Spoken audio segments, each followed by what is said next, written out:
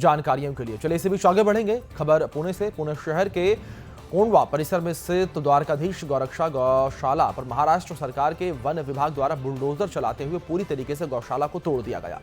यह कार्यवाही महाराष्ट्र सरकार के वन विभाग द्वारा गौशाला को अनधिकृत तरीके से बनाए जाने की बात कही गई और वन विभाग के द्वारा नोटिस जारी किया गया और सुबह 6 बजे वन विभाग के अधिकारियों द्वारा भारी संख्या में पुलिस बल तैनात करते हुए गौशाला पर कार्यवाही की गई।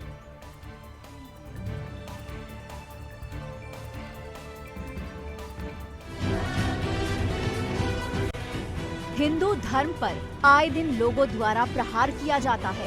कहीं हिंदुओं के मंदिर तोड़े जाते हैं तो कहीं गौशाला तोड़ी जाती है। ऐसा ही एक मामला पुणे शहर के कोंडवा परिसर में स्थित द्वारकाधीश गौरक्षा गौशाला पर महाराष्ट्र सरकार के वन विभाग द्वारा बुलडोजर चलाकर गौशाला को पूरी तरह से तोड़ दिया गया। ये कार्रवाई महाराष्ट्र सरकार के वन विभाग द्वारा गौशाला को अनअधिकृत बताते हुए की गई है। सुबह 6 बजे वन विभाग के अधिकारियों द्वारा भारी संख्या में पुलिस बल तैनात करते हुए गौशाला पर बुलडोजर चलाते हुए गौशाला को मिट्टी में मिला दिया गया। इस कार्रवाई को लेकर गौरक्षक और हिंदू संगठनों द्वारा कई सवाल उपस्थित करते हुए कहा गया कि ये कार्रवाई एक बहुत बड़ा षड्यंत्र है।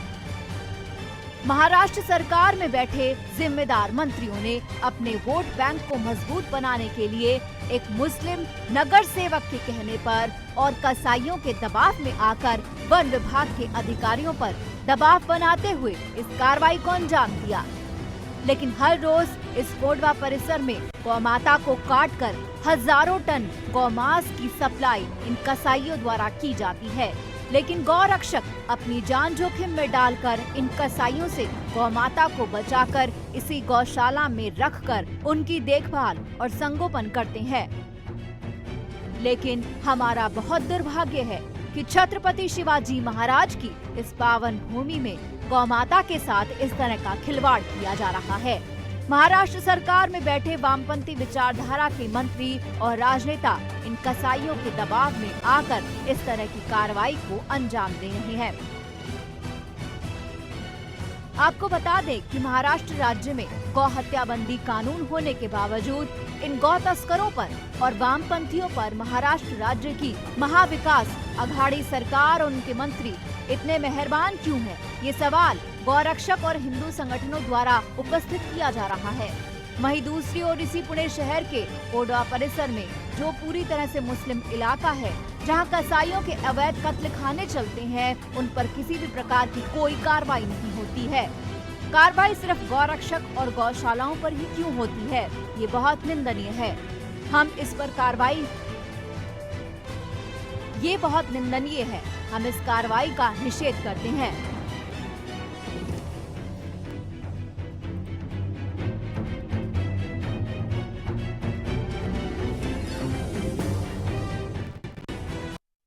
पर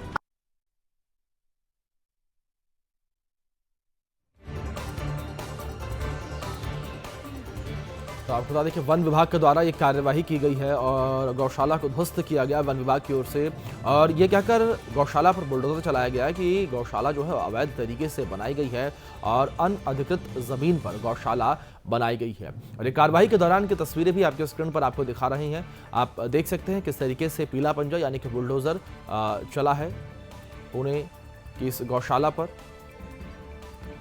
वन विभाग के द्वारा ये कार्यवाही की गई है और आपको बता दें कि राजनेता और कसाईयों के दबाव में कार्यवाही किए जाने की बात लगातार कही जा रही है और वन विभाग के द्वारा ये कार्यवाही की गई है।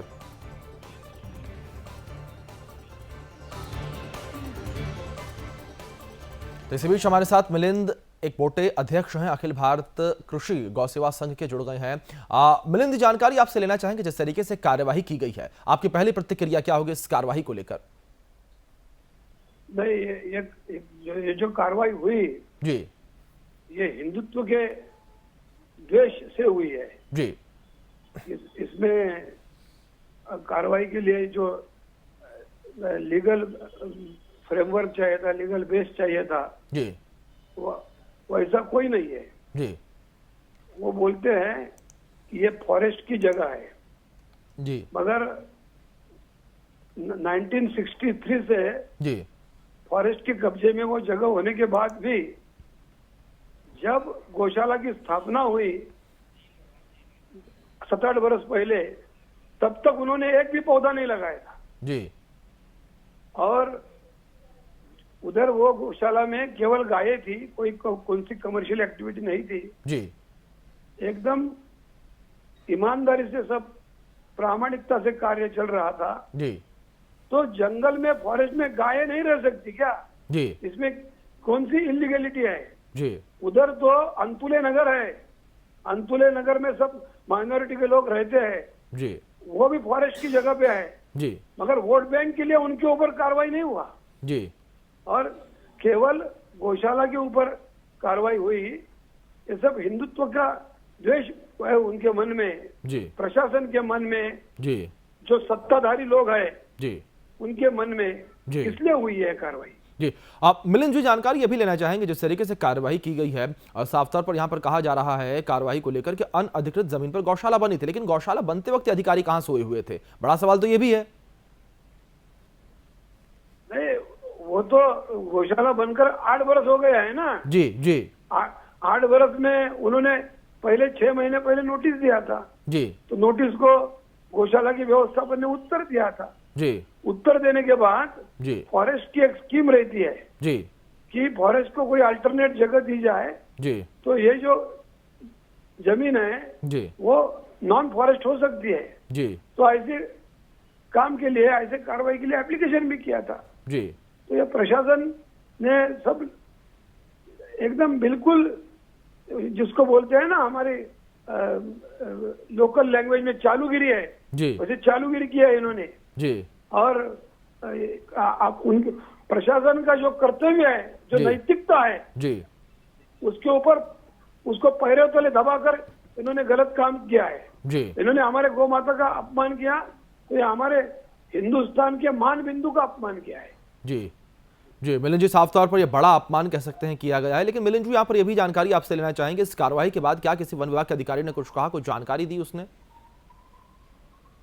उनमें कोई ऐसे अधिकारी थे जी कि जिनके कॉन्शियस को जी। धक्का लगा था जी कि उनके हाथ से बहुत गलत काम हो गया है, जी तो वह अधिकारी बोल रहे थे कि ये प्रॉब्लम छुड़ाने के लिए हम कुछ ना कुछ कोशिश करेंगे। जी और प्रशासन, ये गौशाला के जो लोग हैं जी वो हाईकोर्ट में जाने वाले हैं जी और सब हाईकोर्ट को बताने वाले हैं। जी और गौशाला के लोगों ने जी ऐसी भी कंप्लेंट दी है पुलिस में जी कि ये प्रशासन ने, जी। गवर्नमेंट के लोगों ने जी जब गायों का ट्रांसफर किया, जी वो ट्रांसपोर्ट किया उनका ट्रांसपोर्ट जी एक गौशाला से दूसरी गौशाला तक, जी तो इसमें जो कानून है जी वो कानून को तोड़कर काम किया। जी prevention to the cruelty of animals act 1960, जी उसमें लिखा है जी कि एक गाड़ी में कितने जानवर जा सकते हैं, जी जानवर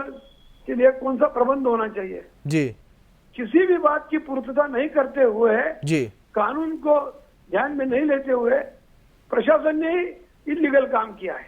जी ये सब इसके बारे में कंप्लेंट किया है लोगों ने और जी हाईकोर्ट में सब अपनी बात भी रखी है कि हमने गाय पाली है, हमने कोई ऐसी नॉन फॉरेस्ट एक्टिविटी नहीं की है। जी गाय पालना, गाय संभालना ये नॉन फॉरेस्ट एक्टिविटी नहीं हो सकती। जी। गौशाला ने 100 पेड़ लगाए उधर, जी फॉरेस्ट डिपार्टमेंट ने एक भी नहीं लगाया, जी ये भी हमने बताया है। जी तो जो प्रशासन काम कर रहा है बिल्कुल बिल्कुल मिलिंद जी जिस तरीके से आप कार्य करें हम उम्मीद